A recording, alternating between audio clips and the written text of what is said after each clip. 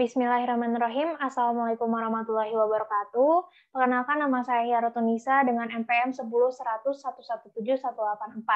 Di sini saya sebagai mahasiswa Fakultas Kedokteran Universitas Islam Bandung. Izinkan saya untuk mempresentasikan hasil artikel ilmiah saya yang berjudul Hubungan Status Gizi dan Jenis Obat Kemoterapi Terhadap Kejadian Anemia pada Pasien Kanker Payudara di RSUD Al-Ihsan. Pertama-tama, pada kesempatan kali ini saya akan mempresentasikan mulai dari latar belakang hingga simpulan dan saran. Pertama, latar belakang. Mengapa sih saya mengambil topik khusus mengenai kanker? Nah, di mana jumlah kasus kanker itu di dunia, Asia, Indonesia, Jawa Barat sangatlah tinggi. Nah, di mana di dunia itu terdapat 18 juta orang yang mengalami kanker dan 1,8 per 1000 orang di Indonesia mengalami juga kanker. Nah, angka mortalitas atau kematian akibat kanker juga sangatlah tinggi. Secara global, 9 juta orang lebih mengalami kematian akibat kanker. Begitu juga 3,8% diantaranya terjadi di Indonesia. Nah, salah satu jenis kanker yang sangat sering terjadi pada jenis kelamin wanita adalah kanker payudara. Nah, kanker payudara juga merupakan salah satu jenis kanker yang setiap tahunnya terus meningkat angka kejadiannya. Sebanyak 20% kasus setiap tahunnya meningkat. Dan kematian akibat kanker payudara sendiri meningkat setiap tahunnya sebanyak 14%.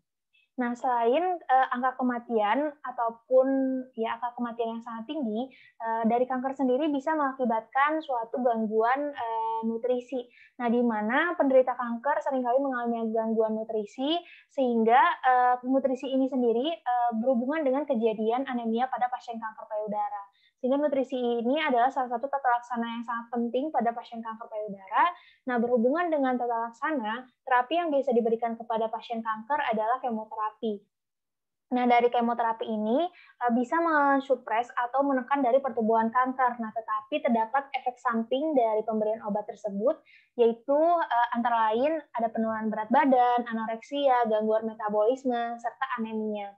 Nah, sehingga dapat disimpulkan kejadian anemia pada pasien kanker payudara ini terdapat beberapa sebab, yaitu bisa karena tadi gizinya ataupun efek samping dari obat. Nah, mengapa penelitian saya dilakukan di RSUD Al-Ihsan? Karena RSUD Al-Ihsan sendiri adalah suatu rumah sakit pendidikan utama di FK Unisba dan rumah sakit rujukan regional Jawa Barat yang sejak 2018 terdapat Cancer Center dan sepengetahuan peneliti belum terdapat penelitian yang banyak di sana.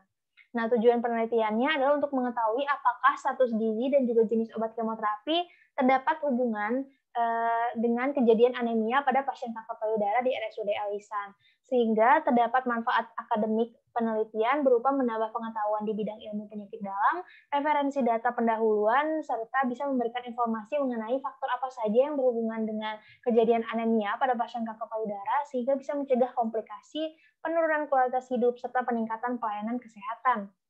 Nah, dari latar belakang tersebut, kajian pustaka dijelaskan mengenai kanker itu sendiri, kemoterapi, dan juga anemia.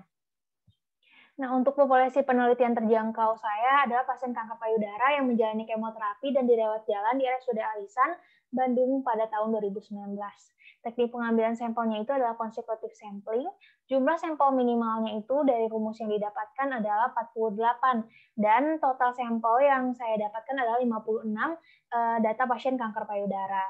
Nah, untuk kriteria inklusinya sendiri adalah pasien kanker payudara yang menjalani kemoterapi di RSUD Al-Ihsan Bandung dengan terdapat data yang lengkap. Nah, sedangkan kriteria eksklusinya itu adalah pasien yang menjalani radioterapi ataupun yang memiliki penyakit kronis serta jenis kelamin pria.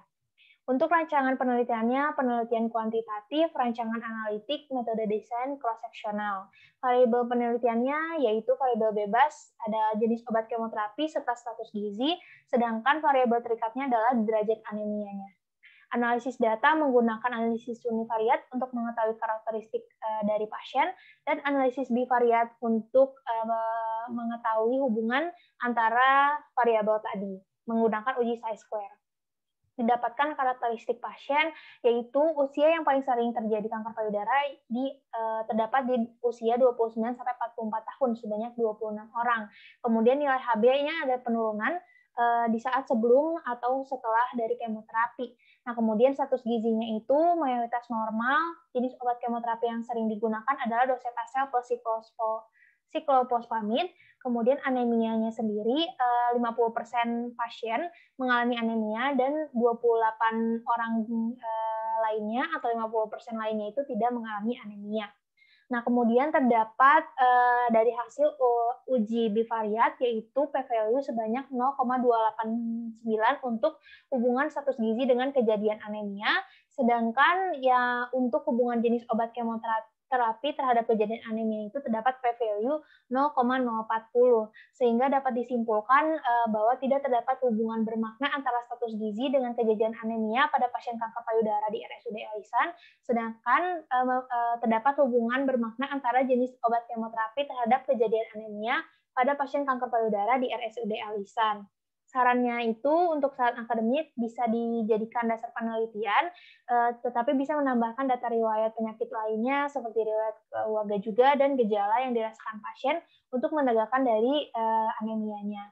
Nah, untuk asupan gizinya mungkin bisa ditambahkan dari daftar asupan apa saja yang dikonsumsi oleh pasien. Dan kemudian bisa dilakukan screening dan diagnosis ataupun pengecekan nilai Hb secara berkala, dan kedua hal itu bisa menurunkan dari progresi penyakit dan meningkatkan kualitas hidup pasien kanker payudara. Nah, mungkin sekian presentasi dari saya. Mohon maaf apabila banyak kekurangan ataupun kesalahan. Terima kasih. Wabillahi taufiq wal hidayah. Wassalamualaikum warahmatullahi wabarakatuh.